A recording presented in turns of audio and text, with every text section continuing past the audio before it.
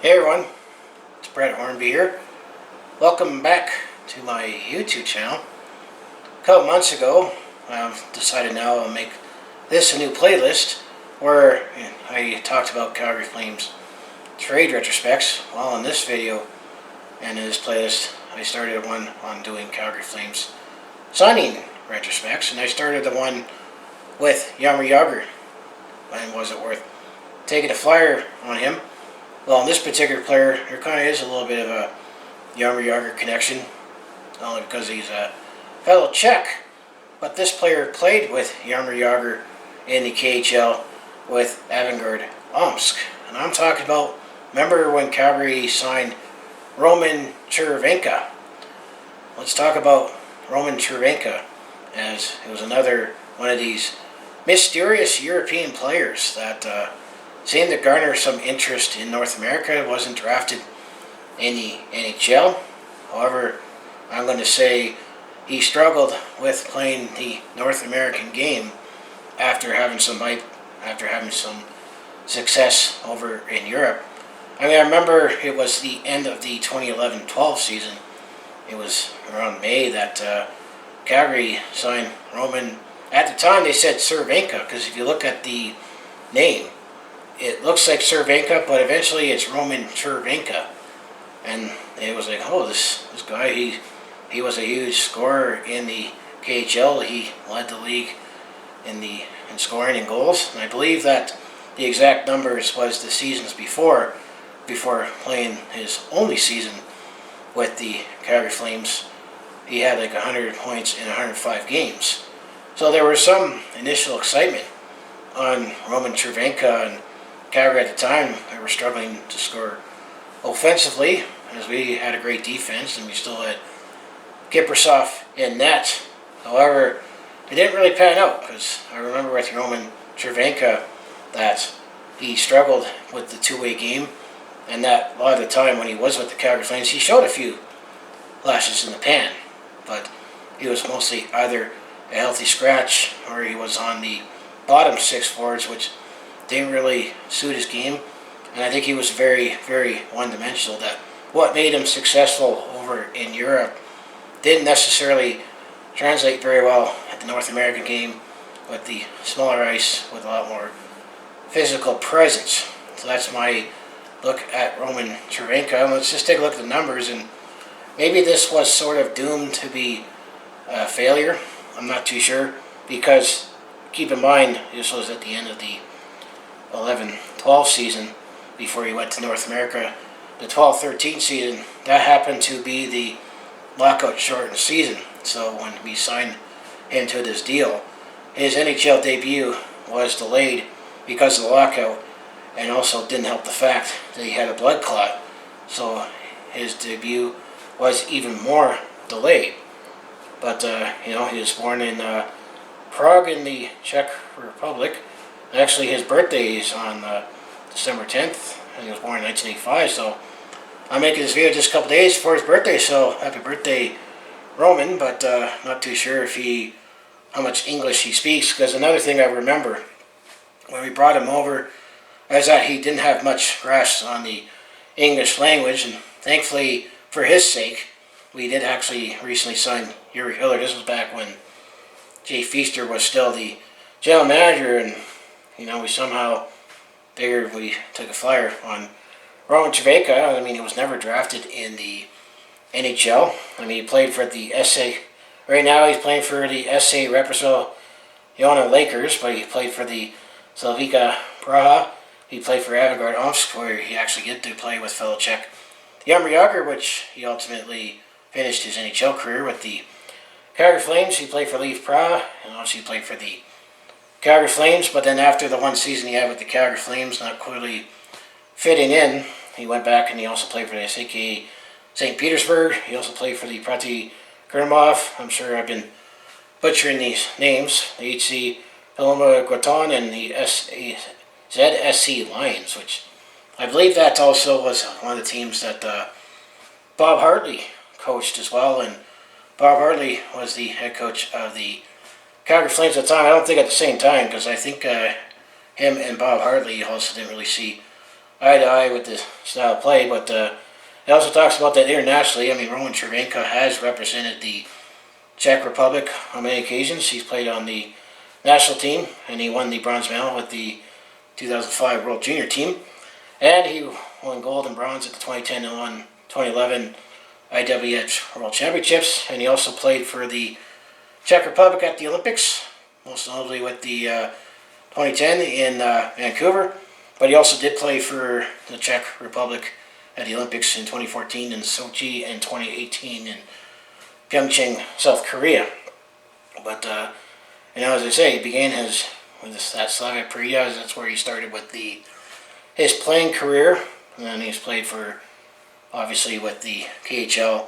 That's where he mostly has played, other than the one season with the Calgary Flames. As it said back in May 25th, 2010, that's also another monumental day in Calgary Flames history, the May 25th part, but not in 2010, let's say 1989. Cervenka signed a 2-year contract with the Avant Gardes of the Continental Hockey League. He earned a place to the left side on the first line alongside his fellow countryman Jarome. Remember, Jarome actually spent some time over in the KHL in his mid to late 30s before he came back to the NHL and played well into his 40s, including his mid 40s with the Calgary Flames. He established himself as a prolific KHL scoring forward in his first season in the league. He was selected as the KHL's All-Star Game, collecting more fan votes than anyone else in the league. Because I have seen commercials on YouTube, it's not in English, that I think he was a big star. I know he was like in a Snickers ad that I saw. That he was in a Snickers ad. It was showing him training. Obviously, I didn't understand what he's saying because I'm not a unilingual. I only speak English. But getting back to his career, having scored 31 times in the 2010-11 season, he was a top goal scorer, won the top goal scorer award in the Continental Hockey League. And then it was May 2nd in 2012 when I was like, who the heck is this guy that we signed? That's when he signed with the Calgary Flames. His contract was a little complex because he was guaranteed it was a 1-year deal. The base salary was $975,000, but his cap hit. He carried a $3.775 million cap hit. It was very, very incentive laden, where he was still eligible to win the Calder Trophy, and he was eligible for get those bonuses if he achieved certain milestones and, let's say, led the league in scoring. Obviously, that didn't happen, but that 2012-13 season, which happened to be the lockout shortened season, he finally made his debut with the Calgary Flames when he returned to play from Slavia Praha, because he actually went back overseas to get some playing time in because the NHL was in the lockout. He played 9 games for that team, scoring 13 points, so that still brought in some excitement because Calgary was looking for a top 6 forward, and that's been the struggle, especially the early 2010s. This was before we decided it was definitely time to move on from Jarome Iginla. I mean, that off-season, or that season when Roman Cervenka was here, that's when you saw the fire sale where we traded away Jarome, traded away Bouwmeester. We still had Curtis Glencross, and we had veteran Lee Stepniak and Olli Jokinen, and Jurli Hudler, the fellow Czech that he definitely leaned on, get acclimatized to the NHL and translate as well, because he didn't speak much English. However, I said he suffered an injury, only 5 games for the asylum with a blood clot, so that's why his debut with the NHL and the Calgary Flames was delayed. That further side him till he missed only the first 3 games of that lockout shortened season. It was only 48 games, but he did make his debut on January 26th in 2013 when we won 4-3 against the Edmonton Oilers. So he got his first taste of the NHL playing against the Edmonton Oilers. So that's where he got his first taste of the NHL. He scored his first point in that game as an assist in the following game. In the following game, he got an assist. So after the Edmonton game, we played the Colorado Avalanche, and he picked up an assist. And then, as it says in the Wikipedia article, his year with the Calgary Flames was disappointing, largely due to missing training camp because he had that blood clot. So that's why I figured that was this kind of a disaster in that we expected. I mean, it was partially a disaster. Blood clot, missing training camp, and then it said subpar conditioning, because I remember, as I mentioned, he struggled with the smaller ice in the two-way game with the Calgary Flames, and then struggling with the English language. I mean, I know that he didn't hear much from him because he didn't know much English, and you know he leaned on fellow countryman Yuri Hiller, and that's the one thing I can't relate, is I know that you hear a lot of players, you know, that come from European countries that they obviously lean on their fellow countrymen, you know, to get acclimatized or have the, you know, kind of their, you know, camaraderie. I mean, obviously that's something I can't relate because I've only lived in Canada and Calgary all my life, but at least that must have made him somewhat comfortable. But that's why he didn't hear much because he didn't speak English much. And then the coaches found his defensive zone play a liability, which that's what I felt was the downfalls of Roman Cervenka. That there was a lot of hype that he was brought in, that he was the leading goal scorer in the Continental Hockey League. He almost scored a point-a-game pace with the Avangard Omsk, but he just didn't translate that to the NHL very well. And then on May 16th, 2013, and given that he had despite his base salary being just $975,000, his cap hit, he carried that cap hit at $3.775 million. And at that time, the Calgary Flames were also looking to go in a new direction, because that was the season when Jarome Iginla got traded, Bouwmeester got traded, and then Miikka Kiprusoff retired, so we were going in a new rebuilding direction. He went back to the KHL, signed with the 3-year deal with the SKA St. Petersburg, and then he left 2 years and spent 2015-16 with Prada. Coming off the Czech Extravia Liga. I know I'm butchered it because I say English. It's my only language. He scored 22 goals and provided 38 assists, 49 games during the regular season, rank in league scoring. So I think that's a league level below than the KHL. And I hear that the comparable, if you're comparing the KHL with the level of play to what's at North America, many do say, and including the hockey guy himself, that inspired me to obviously make more videos. He kind of compares it to what the AHL is like on bigger ice. And that's why I sum up with Roman Cervenka, that he was one of those hyped, you know, mysterious European players that got overlooked in the draft and put up big numbers over in Europe. And a team was, you know, say the Calgary Flames, because apparently there were teams that were after him, and he picked here because we were looking for a top 6 forward, and didn't necessarily pan out. And he was a left winger, or he shooted left, who was a winger himself. But I just remember that he had times and looked at the top line, and I believe he actually had one game where he scored 2 goals and an assist, but didn't really pan out. I mean, if you're looking at his career statistics, I mean, with the Calgary Flames in the 12-13 season, he did manage to play 39 games out of 48. Keep in mind, he missed the first 3 games with the blood clot. He did score 9 goals, 8 assists for 17 points, and he only had 14 penalty minutes, and Calgary did not make the playoffs, so that is all he's only played in the NHL. I mean, the previous 2 seasons with Avangard Omsk in the Continental Hockey League in 2010-11, in 51 games, he scored 31 goals, which he led the league in scoring that year, and recorded 30 assists for 61 points and 56 penalty minutes. Then the following season, in 54 games, he scored 23 goals, scored 16 assists for 39 points and 18 penalty minutes. So that's where if those past 2 seasons in the Continental Hockey League, he did record 100 points in 105 games. And that intrigued some interest. And if you look at the HC Slava Praha, his best season that he had was in the 2009-10 season in the ELH, whatever that means, in Europe, before he went to Avangard Omsk in 2009-10. In 50 games, he scored 30 goals, 43 assists for 73 points. And then after, when he went back to Europe, his best season with the St. Petersburg was the first season back in 2013-14, when he went back to St. Petersburg, or the KHL.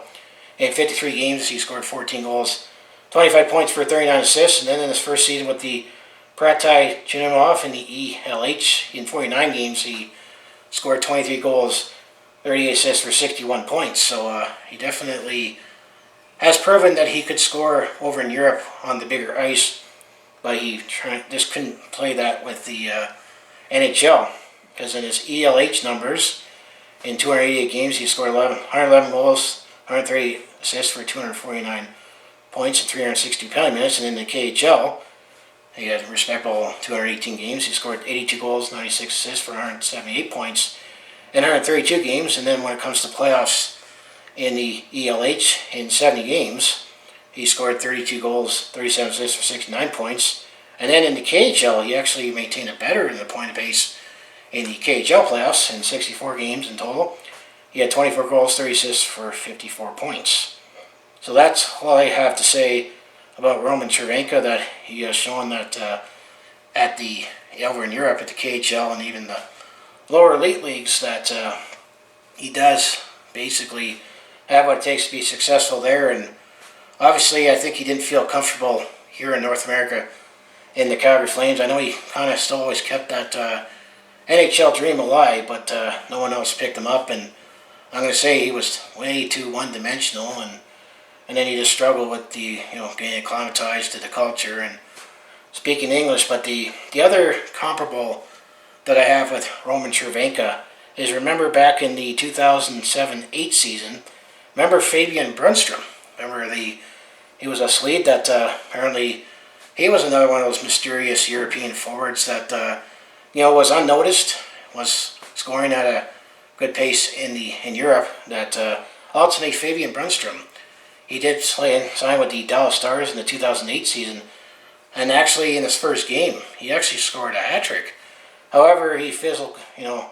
Only 2 seasons that he played with the Dallas Stars, and then he spent some time with the Toronto Maple Leafs organization, where he got traded to the Toronto Maple Leafs, but never played for the Toronto Maple Leafs, and then he only played like 4 or 5 games with the Detroit Red Wings. But I think this Roman Cervenka experiment was a lot like Fabian Brunstrom. That it seems like more often than not, you don't find that European forward that is unnoticed and that puts up decent numbers, and it sounds like, hey, we should take a flyer on him. I mean, I guess it didn't necessarily hurt to take a flyer on him, but I would say the expectations probably were a little too high when you look at the Fabian Brunstrom experiment that the Dallas Stars tried, and obviously he lasted a little longer than Roman Cervenka did. But I think the other disadvantages that Roman Cervenka had that would have been a little easier for him is if we didn't have the lockout. If he was able to come here right away, got training camp, got a little more acclimatized with the Calgary Flames, and also pick up on the English language a little more. As I always said, he leaned a lot on Yuri Hudler at the time, and I also believe we had Roman Horak in the system as well, so we had a few Czech Republic players in the system on the team that Roman could lean on to get acclimatized as well. But that's all I say, is that he had a few flashes in the pan, but he didn't provide what we were looking for, and I think he just struggled with the smaller North American game. That obviously his comfort zone is in the KHL, and that's where he made most of his money. And I just say, he was on a Snickers commercial that I saw in the Czech Republic. It looked like he was training and had that game face on, and sometimes that you see with North American hockey ads, but over in the Czech Republic. So it was a culture shock to see that. So that's all I have for Roman Cervenka. So who else do you remember with Roman Cervenka?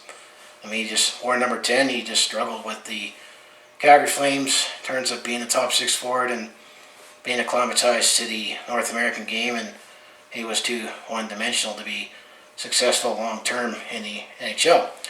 So as I say, if you want to follow along with this Calgary sports fan's journey, home to Flames, Hitmen, Roughnecks, and Stampeders, I mostly do talk Calgary sports on my YouTube channel, but I also do personal vlogs, attempt comedy, and I also do share my experience on the road at a sport event. So if that all sounds like it'd be interesting to watch, do follow along with this Calgary sports fan's journey.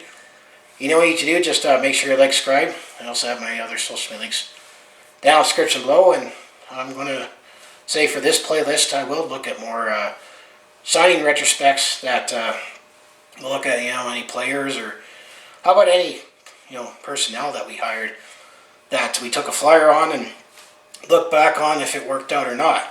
I'm going to say, from going back to the first video and fellow countrymen for Roman Cervenka and Jaromir Jagr, I say it was still worth taking a flyer in just to bring in some excitement that we have one of the best hockey players of all time playing for the Calgary Flames, even if it was only 22 games, it brought excitement and it was surreal to see.